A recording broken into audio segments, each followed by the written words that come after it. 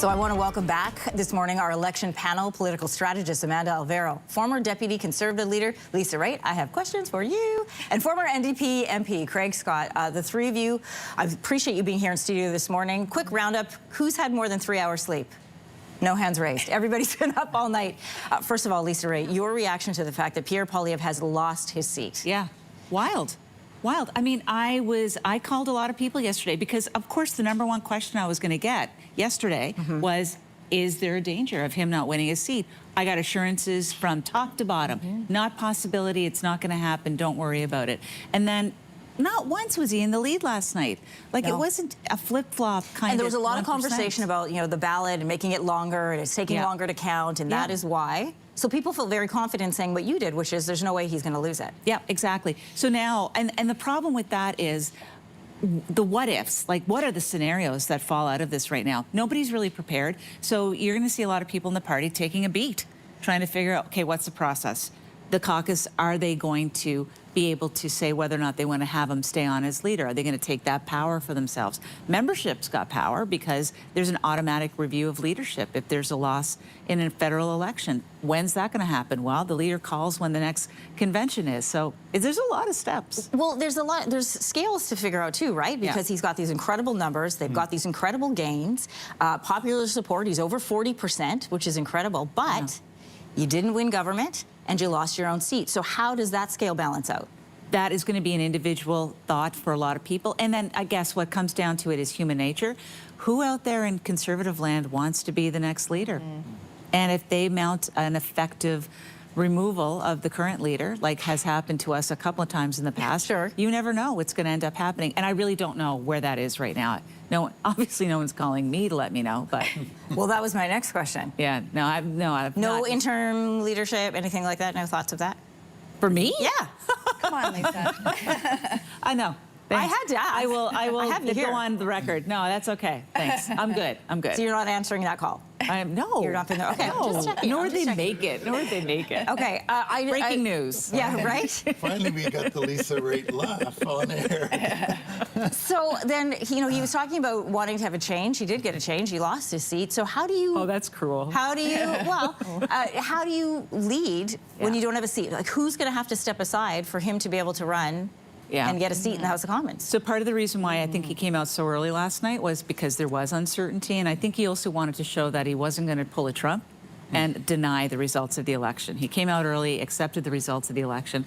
So I guess right now, the softness of his message kind of intimates that maybe he's going to try to soften his image and see whether or not that's going to be something that works. And he's going to akin it to what happened in 2004 and 2006. In 2004, Stephen Harper lost, and it was a slim majority for Paul Martin. But over the next 2 years, he was able to put it together so that in 2006, he got a minority, 2008, he got a minority, and then he finally got a majority. But that's a long haul. Yeah, we have two other storylines that we want to get to this morning, though. I could keep asking you questions about this one. Collapse of the NDP, that was really the big story of the night. We saw, like, in Windsor West, 23 years, Brian Massey gone. What happened there, Craig? Not just in that riding, but across the country. What happened? Well, what happened is what we saw happening in the polls for 5, 6, even before the election starts, 7 weeks. We knew this was coming in terms of a serious decimation of the vote. And the big question was whether or not we were going to be able to get to 12 in the an official party status. Look, the Liberal surge generally accounts for everything, which is running up the numbers in a way that the Liberals could take some ridings, say Hamilton Centre, and in other ridings, running them up enough for the Conservatives to come up the middle. So Peter Julian lost his seat. In Vancouver, Brian Massey lost his seat in Windsor, 2 Conservatives. I believe one of the, if I'm not mistaken, whether one of the Winnipeg ridings might have, anyway, there were 3 or 4 at least that went that way.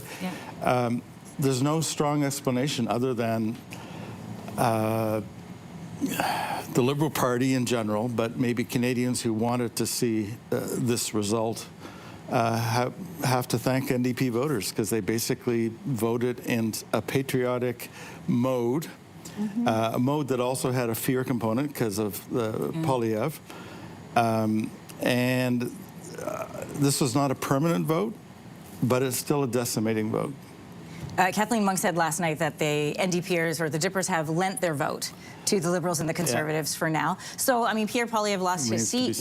Your party's lost their leader. So the next question is, you know, right now the hunt is on for an interim leader. Who looks likely? Well, it feels a bit early to say that. We have at least 5 and possibly 7 MPs. Yeah. And the first question is whether or not it must be a sitting MP, and I think the answer should be yes. Yeah. But that's not a deep pool to pull from. No, but... I can count those on one hand. Yep. Very, very strong. Couple of very strong possibilities in there, and I really won't go any further because I don't know.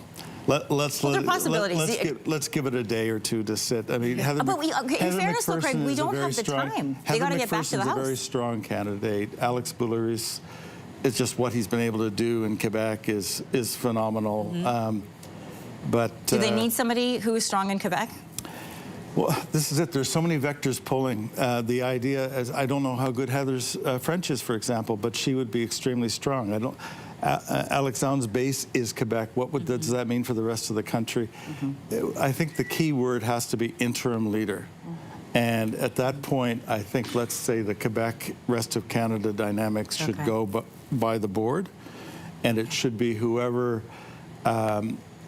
basically, amongst the 6 sitting MPs, has the support of the other ones. Because, again, it's interim. That's wild. Why do you say that, Lisa? It's going to be hard to get the 6 people in a room and determine who's going to be the interim leader. That's not an easy thing to do.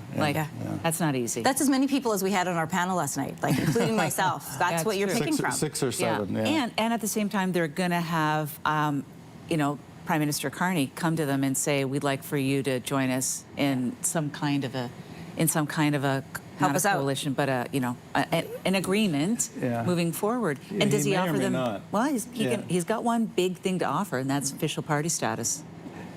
As in, well, official party status by way of changing the Parliament of Canada Act. Yeah. Because you'd have to have a legislative... You have to have 12. They're sitting at... It's not just House rules. It's the Parliament of Canada Act that indicates 12 as the recognized status. It can be changed. It's a lot of money. It can be changed. I have to bring Amanda into this. Of course, the other story is Mark Carney wins. Yes. He comes in. He's Prime Minister for 9 days. He campaigns for 6 weeks. He's the Prime Minister again. Yeah.